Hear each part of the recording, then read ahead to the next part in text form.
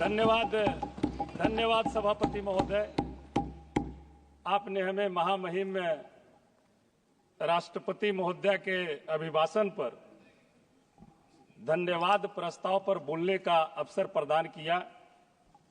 मैं धन्यवाद प्रस्ताव के विपक्ष में बोलने के लिए खड़ा हुआ हूं।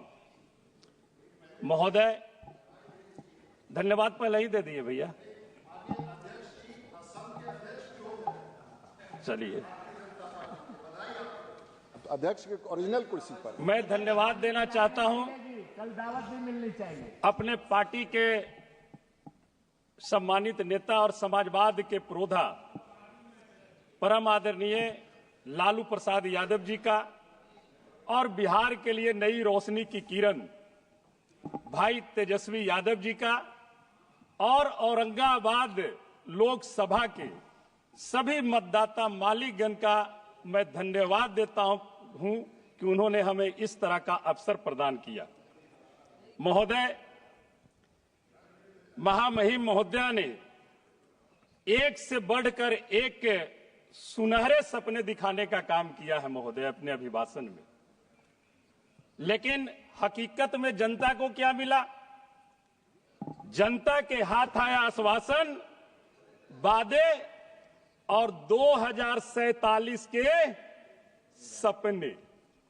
2047 के लिए ये सपना दिखाने का काम कर रहे हैं महोदय। महाकुंभ के भगदड़ में श्रद्धालुओं की हुई मौत पर मैं गहरी संवेदना व्यक्त करता हूं और ये जरूर कहना चाहूंगा, महाकुंभ की भगदड़ सरकार की प्रशासनिक व्यवस्था का महायज्ञ था।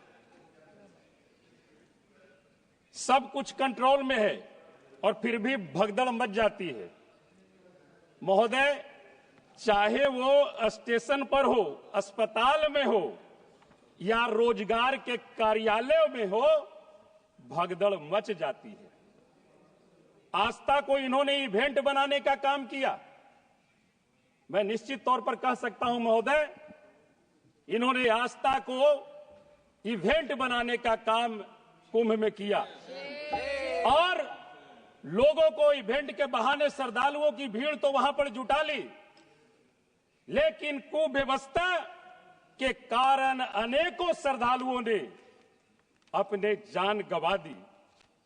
मैं निश्चित तौर पर कहना चाहूंगा कि सरकार उसका संज्ञान ले और उन श्रद्धालुओं की जो मौतें हुई है आकलन करके कम से कम 1 करोड़ रुपए का प्रत्येक परिवार को मुआवजा दे। आप इवेंट कर रहे हैं, आस्था को इवेंट के रूप में मनाने का काम कर रहे हैं। करोड़ों आप कमा रहे हैं और श्रद्धालु अपना जान गंवा रहे हैं।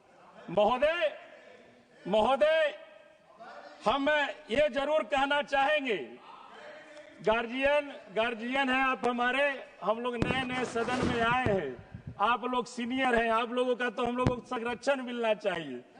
हम चाहेंगे कि जो बातें हैं वो आएगी सामने। हम ये जरूर कहना चाहेंगे महोदय, सरकार अर्थव्यवस्था कहती है कि फल फूल रही है, लेकिन जनता की जेब खाली हो रही है।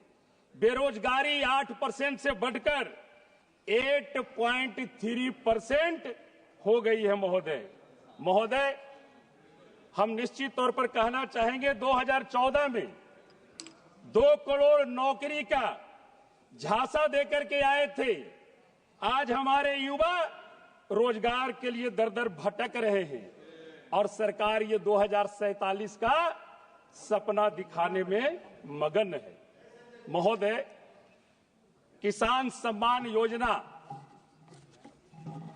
6,000 रुपया प्रत्येक साल किसानों को दिया जा रहा है और ये आशा करते हैं कि 12 लाख इनकम की उम्मीद करते हैं। ये 6,000 रुपया हर एक किसान को देने का काम खाते में ये कर रहे हैं और 12 लाख इनकम की उम्मीद कर रहे हैं।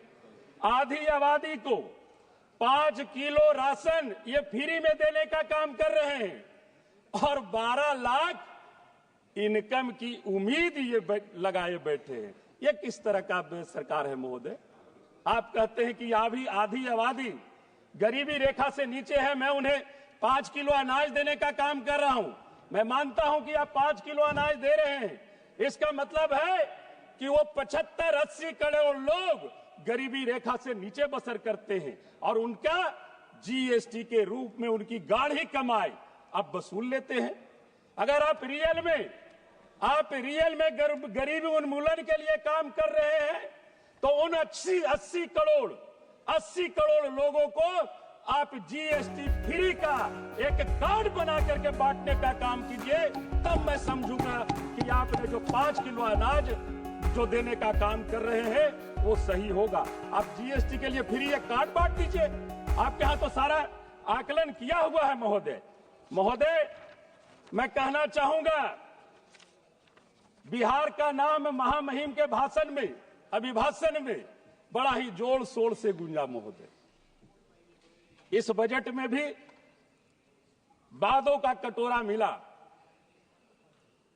कोई विशेष आर्थिक पैकेज इसके पहले घोषणा हुई, कोई ठोस निवेश नहीं, बस चुनावी भाषणों जैसी घोषणाएं हुई है महोदय। हमारे माननीय अभिभावक बैठे हुए हैं, हम उनका सम्मान करते हैं। हमें याद है बिहार को विशेष राज्य का दर्जा के लिए माननीय हमारे अभिभावक, हम सब लोग बिहार के तमाम लोग हस्ताक्षर अभियान चला करके और पटना से लेकर के यहां हस्ताक्षर की कॉपी हम लोग महामहिम महोदया को सौंपने का काम किया था।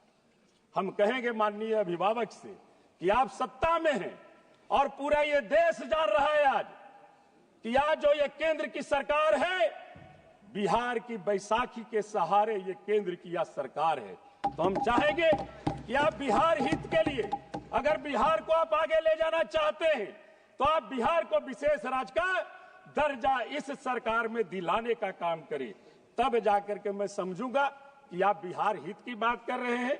विशेष राज्य का दर्जा मिले ताकि निवेश बढ़े। हम एक बात और कहते हुए अपनी वाणी को विराम दे देंगे महोदय, हम इशारा समझ गए हैं। हम विराम देना चाहेंगे महोदय। हम चाहेंगे कि 139 पटना से जो विक्रम होते हुए अरवल, दौलतनगर, ओबरा, औरंगाबाद होते हुए हरिहरगंज को जो NH 139 जोड़ती है हरिहरगंज तक, उधर झारखंड में 4 लेन बना हुआ है। इसके पहले की सदन में माननीय मंत्री जी ने कहा था कि इसका DPR हम बहुत जल्द बनाएंगे, उसका जल्द निर्माण का काम स्टार्ट हो। और गया एक इंटरनेशनल पैलेस जगह है महोदय, ज्ञान स्थली भी है और मोक्ष की भी धरती है महोदय। गया में दक्षिण बिहार केंद्रीय विश्वविद्यालय है महोदय।